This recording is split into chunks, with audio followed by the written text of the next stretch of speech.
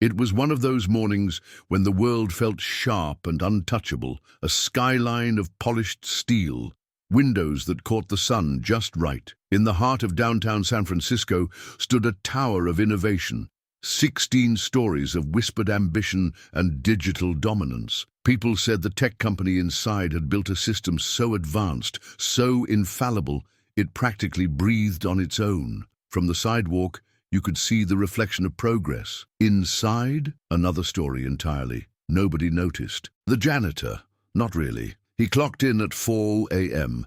before the interns with their cold brews and performance anxiety. He swept around glass conference tables that held more venture capital than some countries. He wiped whiteboards of brilliant strategies no one would remember next week.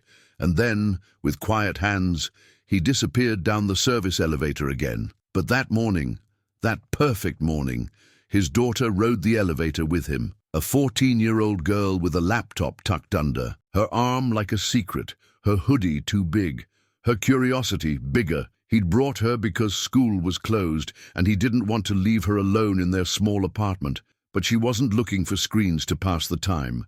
She wanted to see, to learn, maybe even to touch the world that seemed to move so fast, yet never invited her in. She had no idea that within hours, every screen in that building would go black, and no one, not the engineers, not the IT department, not the CTO with his Ivy League degree, would know what to do, except her. The first warning came at 8:12 a.m., a minor data delay in the Eastern server cluster. Nothing critical, or so they thought. The alert pinged softly on the dashboard of a junior systems analyst, who silenced it like one might dismiss a calendar notification. Morning coffee hadn't even kicked in yet. At 8:26 a.m., a batch of real-time analytics froze. At 8:33, an API failed to respond during a client demo, prompting a nervous laugh from the account executive and a quick pivot to PowerPoint slides.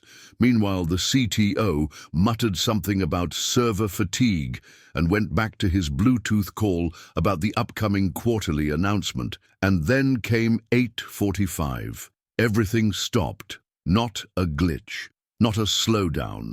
A complete synchronized shutdown of all internal systems, dashboards, customer portals, transaction databases, file repositories, all gone.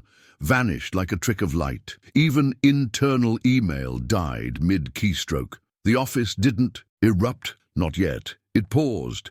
A terrifying, synchronized pause. You could almost hear every brain in that building try to rationalize it in real time. Surely this was temporary. Surely there was a plan. Then came the phones. Clients, partners, investors. Calls flooded the customer service floor like a tsunami. The automated phone trees collapsed.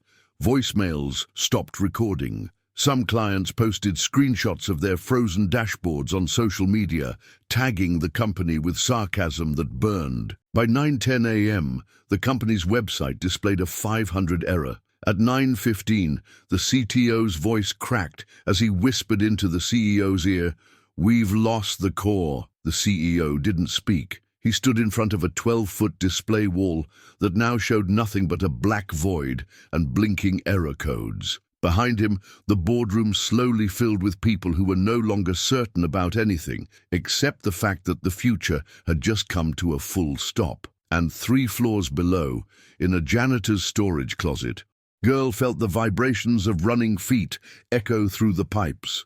She looked up from her laptop and said, "Something's wrong." At 9:30 a.m., Thomas Grayson, CEO, founder and poster child for Silicon Valley success, was supposed to be on stage delivering a keynote live stream to over 80,000 viewers.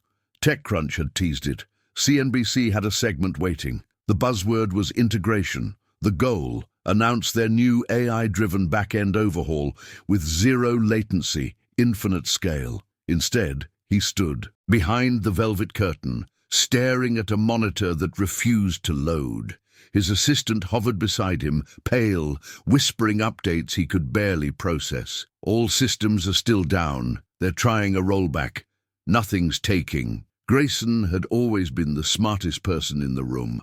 From garage startup to unicorn status, he built his empire on precision, on never flinching. But now his hands were shaking. He turned to the tech crew. "Can you fake it? Just give me something visual to speak." "Over, no signal, sir," the director replied without meeting his eyes. He looked at the audience through the curtain crack. Dozens of investors, media reps, and high-profile guests were checking their phones, refreshing pages, frowning. This wasn't a glitch. It was a humiliation. The irony didn't escape him. The man selling unbreakable systems couldn't even turn on a screen. His mind raced through backup plans. Maybe he could pivot, say it was a live demo gone wrong, spin it as transparency. But he knew, they knew, this wasn't a minor hiccup. This was systemic, and worse, it was happening under his leadership. Then came a whisper in his earpiece, "We may have a breach." Still unconfirmed. Grayson's pulse spiked. A breach. Had someone gotten in? Had they been hacked? His voice, usually so calm and commanding, cracked just slightly. "Tell me what you know." But no one did. Not yet. Down in the sublevels, where no signal reached and the air smelled of pine cleaner and machine oil, a girl looked up at the ceiling. She heard the faint click of failing relays. "Something overloaded," she murmured. "Too many processes, not enough redundancy." Her father turned from a supply cart, brow furrowed. "Sweetheart, what are you talking about?" But she was already typing again. At 10:02 a.m., the executive floor was officially in panic mode. Every department head had been summoned to the Situation Room, a sleek, glass-paneled conference space that now buzzed with overlapping voices, open laptops, and half-empty coffee cups. The chief security officer argued with the head of infrastructure. Marketing tried to spin theories into tweets. Legal just wanted plausible deniability. Thomas Grayson walked in and the noise stopped, but only for a second. "Talk to me," he snapped. "Is it internal or external?" The CTO, eyes bloodshot and fingers trembling, stood beside a widescreen display filled with cascading code errors and red blocks of dead systems. "We believe it's internal. There's no sign of external intrusion, but the load balancer collapsed, and our failover architecture didn't engage. It's like everything just imploded." "Why?" Grayson's tone cut like glass. The CTO hesitated. "We're still investigating. It may be a compound failure, but we're stretched. We're pulling backups, running simulations." "I don't want simulations," Grayson barked. "I want my company back online." He looked around the room, all the faces he paid top dollar to never look like. This, pale, uncertain, sweating under fluorescent lights. "Where's DevOps? Trying to reboot nodes manually. No success. Where's external support? Europe's offline, Asia's asleep. East Coast says we're the priority." Grayson clenched his jaw. "Then why the hell is nothing working?" A tense silence. That's when someone asked the question nobody wanted to answer. Do we even know how this system actually works anymore? Not in theory, not in architecture diagrams, but deep down, line by line, process by process. Because over the years, systems had evolved, layers were added, automations were stacked, third-party modules patched over core functions. Everyone assumed someone else had full visibility, but no one did. The system had outgrown its creators. Meanwhile, 3 floors down, a girl in a zip-up hoodie studied a schematic of the same system, not from manuals, but from memory. She wasn't supposed to have access, but she'd been watching her dad log into maintenance terminals for years, and she'd learned, quietly, obsessively. She tapped her keyboard again. There's a recursive loop on the resource monitor. It's stuck. Her dad looked over, worried. "Sweetheart, that's not a toy." "I know," she said calmly. "It's a disaster." At 10:21 a.m., she made the decision. The elevator's brushed steel doors slid open with a soft ding, and she stepped in, alone. She'd never been to the executive floors. Her father always told her those places weren't for people like them. But today wasn't normal. Today, everything she'd studied in secret felt louder than fear. Her laptop was zipped into her backpack. Her fingers drummed against the strap as the numbers blinked upward. 4, 7, 10. Back in the janitor's corridor, her father stared at the empty shaft like it might swallow him whole. "God help me," he whispered. "She's going up there." When the doors opened at floor 16, no one noticed her at first. She walked out into a war zone of executives on phones, whiteboards, filled with scribbles, engineers sweating through their button-downs. Voices clashed like thunder. The smell of desperation was everywhere. She stood quietly near the wall, waited. Then an older woman spotted her. "Hey, this floor is restricted. Where's your badge?" The girl blinked, unfazed. "I think I know what's wrong with your system." Laughter. Actual laughter. "Okay, sweetie," a man chuckled, walking past with a Bluetooth headset. "Tech support's on the first floor." "I'm not kidding," she replied, louder this time. "Your resource handler has a broken garbage collector. It's looping and eating memory." That made two engineers stop walking. "What did you say?" one of them asked, squinting. She stepped forward, backpack still tight on her shoulders. "You've got a loop inside your system health monitor. It's supposed to self-limit, but the fail-safe's been disabled. It's draining your cache and locking threads." Another voice snapped from behind a standing desk. "Who the hell is this?" The CTO appeared, flanked by two network leads. "Why is there a child on this floor?" "I'm not a child," she said evenly. "I'm 14, and I just spent the last hour reverse mapping your entire server topology from the maintenance logs in the sublevel." The room froze. Someone muttered, "This has to be a joke," but one of the engineers stepped closer. "Wait, are you saying you found the root fault?" She nodded. "I can prove it, but I need a terminal with back-end access." Silence. "Then, who let her up here?" "No one," she said. "I just used the elevator." The CTO folded his arms. "Absolutely not. This is a liability nightmare. She could make it worse." The girl's voice didn't waver. "You've had 50 professionals in here for hours and nothing's working. I'm not saying I'm better. I'm saying I'm right." That stopped everyone. The CTO hesitated until Thomas Grayson, who had been listening silently from behind the glass door, finally spoke. "Give her a terminal." 10:32 a.m. She sat at a terminal worth more than her father's annual salary. A ring of executives, engineers, and interns formed a cautious perimeter behind her. Some crossed their arms, others took out their phones, half expecting a viral moment, half preparing to call security. But she didn't notice. She had already opened the root console. "Your watchdog protocol is stuck in a Stack Overflow loop," she said as her fingers flew across the keyboard. "When your infrastructure update went live last week, it accidentally decoupled the limiter on your heartbeat sequence. That's why your backup nodes won't wake." The CTO leaned in, skeptical. "That's impossible. We test in sandbox only," she cut in without looking. "Your production environment has legacy patches that aren't mirrored. Look at the timestamp on your error logs from node 19. It's running a forked script from 7 months ago." One of the DevOps leads cursed under his breath. Another checked his own terminal, verifying every word. Grayson watched silently, arms folded, eyes sharp.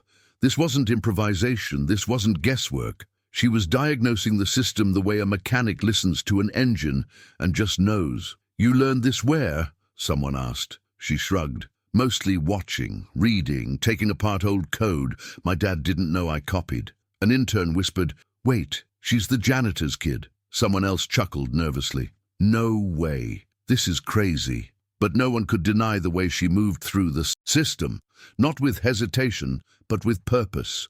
She didn't poke around. She navigated. "Here," she said finally, "I'm going to run a soft reinitialization. It won't fix the memory leak, but it'll break the loop long enough for you to restore the cache references." The CTO panicked. "Wait, you can't just run." But her finger was already on the key. Enter, a half-second of nothing. Then a flicker on the wall display, a green bar, another. Terminals around the room started blinking. Logs updated, monitors refreshed. One by one, the servers began to breathe again. The silence in the room was deafening, the kind of silence that comes when people realize their whole world just tilted, and a girl in a hoodie made it happen. Thomas Grayson spoke softly, almost to himself. What else can she do? At 10:47 a.m., the questions started. Some genuine, others laced with condescension. "What school do you go to? Who taught you to code like that? Do you have, like, a GitHub or something?" She didn't flinch. I don't go to a fancy school. I read online forums. I play with open source repos. I test stuff in virtual sandboxes. I break things and fix them again. That's how I learned. One engineer asked flatly, "Do you even know what a zero-day exploit is?" She turned toward him. "Do you know why your container orchestration fails under stress? Because you didn't cap the scaling metrics in the Kubernetes dashboard. One of your demons was spawning uncontrollably." A hush. Grayson, who had been watching her with the cool curiosity of a man used to buying genius, now stepped closer. "What's your name?" he asked. She hesitated, then said it. "Samira. Samira Ortiz." He nodded, slowly. "How old are you?" 14. Someone in the back scoffed under their breath. Another engineer muttered, "No way!" But Grayson didn't look away. "And you figured this out without access? Without credentials?" "I've been mapping your systems in my head for a year," she replied. "My dad brings me here when I'm off school. I noticed how the backend connects to the infrastructure scripts. The logic isn't that complicated, just messy." That hit harder than she knew. The CTO shifted in his chair, face flushed. The DevOps lead checked his screen again, and the woman from HR, the one who first tried to dismiss her, stood motionless, lips tight. The truth hung in the air, undeniable and awkward. Samira didn't have a degree. She didn't have corporate polish or a LinkedIn account, but she had something none of them could fake. Insight, grit, and the kind of mental agility that couldn't be trained in a boardroom. Grayson turned to the CTO. "Get her a sandboxed node. Let's see what else she knows." The CTO's mouth opened, then closed, and Samira, still calm, just asked, "Do you want me to help fix the architecture, or just patch the symptoms?" The room fell silent again, because deep down, they all knew. The girl wasn't lucky. She was right. By 11:15 a.m., Samira was inside. A dedicated sandbox node had been assigned to her, reluctantly at first, then urgently, once the remaining server banks began syncing with her fix. She sat cross-legged in the middle of the executive war room, hoodie sleeves rolled up, the hum of machines around her like a symphony only she could hear. She wasn't just troubleshooting anymore. She was redesigning. "Your architecture is too linear," she explained to the circle of engineers gathered behind her. "You're depending on a top-down logic. Tree with no real feedback system. Once one part fails, everything else gets confused about what's real." One of the senior sysadmins frowned. "That's how it's always worked." Samira looked up, deadpan. "And now it doesn't." It was like holding up a mirror to their own blindness. They had built a skyscraper on sand, but decorated it with smart glass and AI buzzwords until no one noticed the cracks. Over time, fixes had been rushed, processes duct-taped, layers stacked. No one had taken the time to step back and ask, what are we actually building on? Until Samira, using a stripped-down command line interface, she began mapping the system in reverse, tracing the dependencies from the inside out. Her laptop, battered and covered in stickers, now led a system worth billions. Grayson watched quietly. This wasn't just talent, it was vision. "How long have you been studying our code?" he asked. Samira shrugged. "A while. You don't rotate your admin passwords very often. I never touched anything, I just watched." A few heads turned sharply. The CTO stepped forward stiff. "That's a breach of policy. That's unauthorized access." "She never altered anything," Grayson said, not blinking. "And she just saved your entire infrastructure." The CTO seethed. "That doesn't excuse the fact that a child understood our system better than our department heads?" Grayson snapped. Silence. Samira kept typing. In minutes, she rewrote 2 failed redirect protocols and suggested a new, internal flag-checking routine to prevent future overload loops. Not to impress them, just because it made sense. And yet, it felt surreal. The flaw that once dismissed her now hung on every word. And somewhere, deep inside the heart of the building, behind every restored screen, behind every blinking status light, the system began to pulse again. Smarter, cleaner, stronger, not because of money, not because of power, because someone finally understood it. By 11:42 a.m., the war room looked different. The tension hadn't disappeared. It had shifted. No longer the edge of collapse panic. Now it was something else. Something rarer. Humility. Samira sat at the center of it all, surrounded by people with resumes longer than her life. They didn't interrupt. They didn't roll their eyes. They leaned in. Thomas Grayson paced slowly along the windows, speaking to no one in particular. You know what scares me most? We built a company that sells the illusion of control, and we lost track of the one thing that matters: clarity. No one disagreed. The CTO stood off to the side, shoulders hunched, replaying months of ignored alerts and blind assumptions in his head. Legal had stopped taking notes. PR was now just watching, stunned. Samira didn't notice, or maybe she didn't care. Her eyes flicked across lines of code like they were subtitles in a movie she'd already seen. She was drawing invisible connections, solving puzzles no one else had even realized were broken. One engineer leaned closer and whispered, "How did you even learn this stuff?" Samira didn't pause. "I wanted to understand how things break. That's all programming is, really. Figuring out where things go wrong." The room went still for a second, not out of awkwardness, but because of how painfully true that sounded. Grayson turned to her. "We're going to fix this," he said. "Not just the system, the whole structure, our assumptions, our hiring, our culture." Samira finally looked up. "It's not just about hiring, it's about listening." That hit harder than any pitch deck or consultant ever could. She zipped her backpack, closed her laptop. Someone asked, "Wait, where are you going?" "Lunch," she said, almost smiling. "You guys broke everything before I even had breakfast." A quiet laugh rolled through the room, the first real one all day. Grayson stepped forward. "Samira, if you want to come back, we can talk.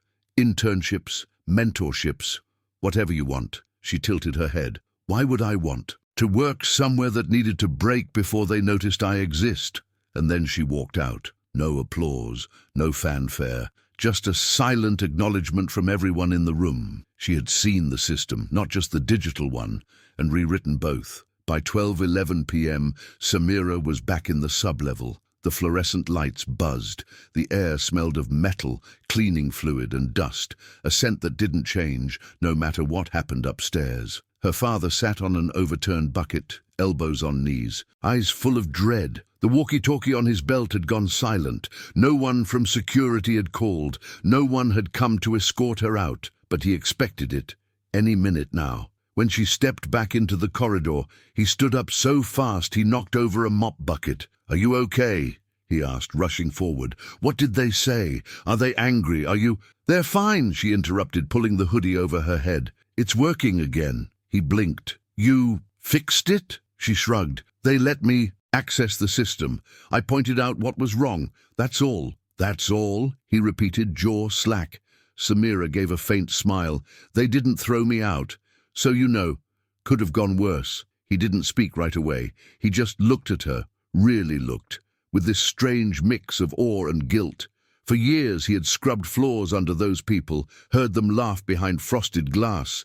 He'd warned his daughter to stay away from those kinds of floors, to keep her head down, be invisible, and now she'd walked into their fire and come out untouched. "They want me to come back," she said quietly. "Some internship thing, probably PR damage control." His throat tightened. "You said yes?" She shook her head. "No, not yet. I didn't like how they looked at me. First like I didn't matter, then like I was some kind of miracle." "You're not a miracle," he said, his voice cracking. "You're my kid, and you worked hard, and you learned this all on your own. That's not magic. That's you." For a moment, the room was still. Then she leaned her head against his shoulder, and they stood like that, quiet. The same pipes overhead, the same walls, but something had changed.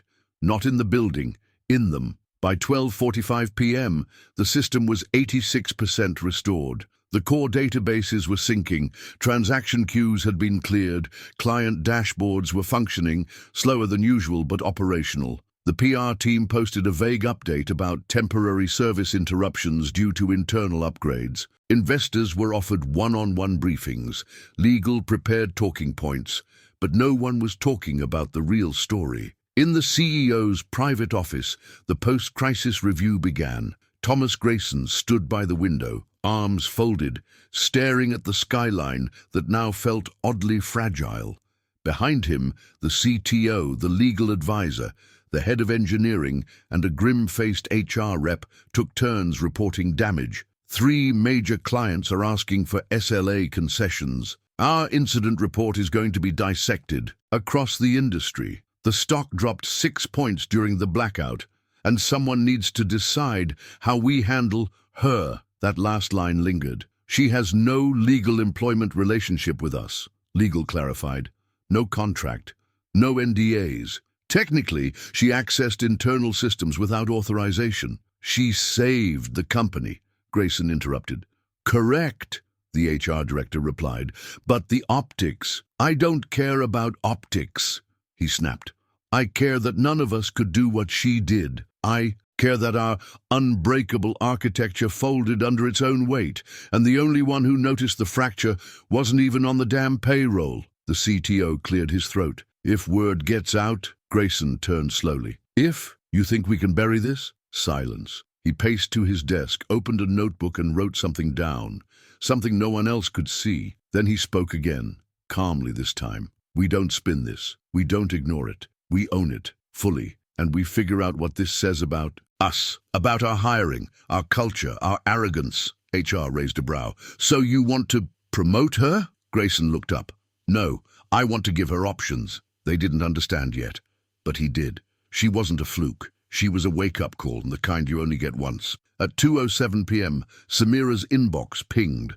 It wasn't flashy, no company logo or official letterhead, just a short subject line. Let's talk. T. Grayson. She stared at it from the corner of her dad's shared tablet, their tiny home Wi-Fi. Struggling to load the formatting. The message inside was simple. No corporate lingo. No fake sincerity. Samira, I want to say thank you, not just for what you did, but for how you did it.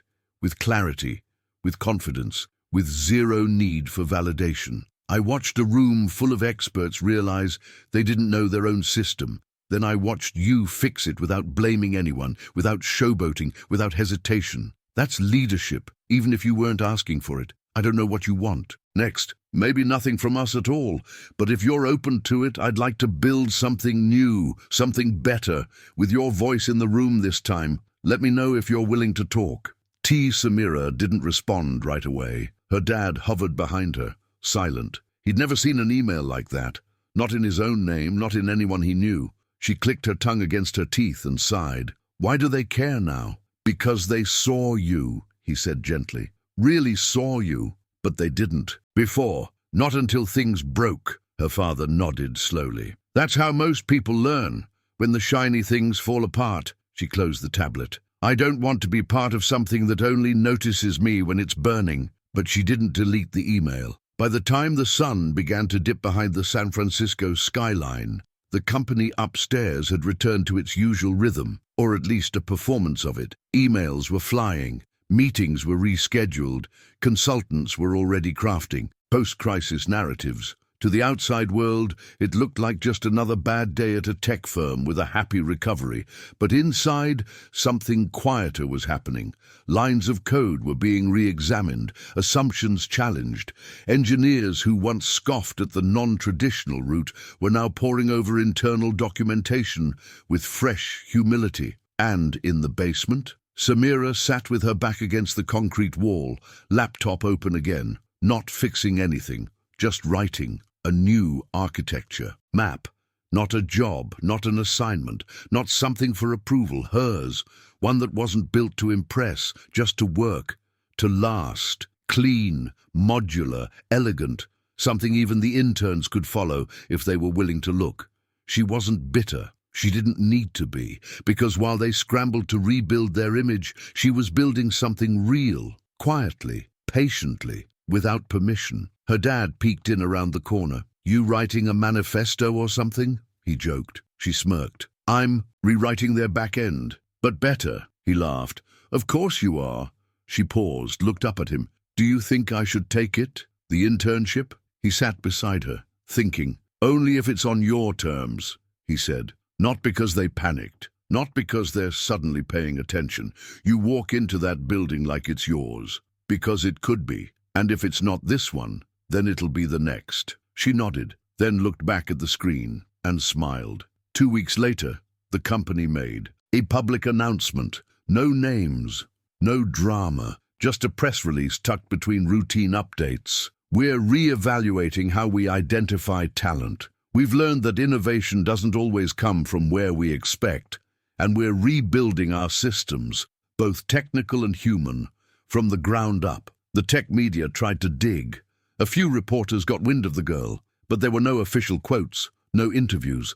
Samira wasn't interested in fame. Not now. She was still 14, still figuring it out. But something was different. In the evenings, she logged into new platforms, not as a silent observer, but as a contributor. She posted solutions to forums where before she'd only read. She started a small Git repo with her own name on it. People noticed, quietly, respectfully, because what she said made sense. Upstairs, Grayson kept her email pinned at the top of his inbox. He didn't write again. Not yet. He was waiting, letting her choose when the next move would be hers. And every morning the janitor rode the elevator again. But now, people said hello, looked him in the eye. Some even asked if his daughter might be willing to consult. He'd just smile. She's got a lot on her plate, because she did. She wasn't a ghost, not a miracle, not a symbol, just someone who had been watching the system long enough to know exactly where it would fall and what it might look like if we built something better. Not perfect, just possible, and this time, with room for everyone.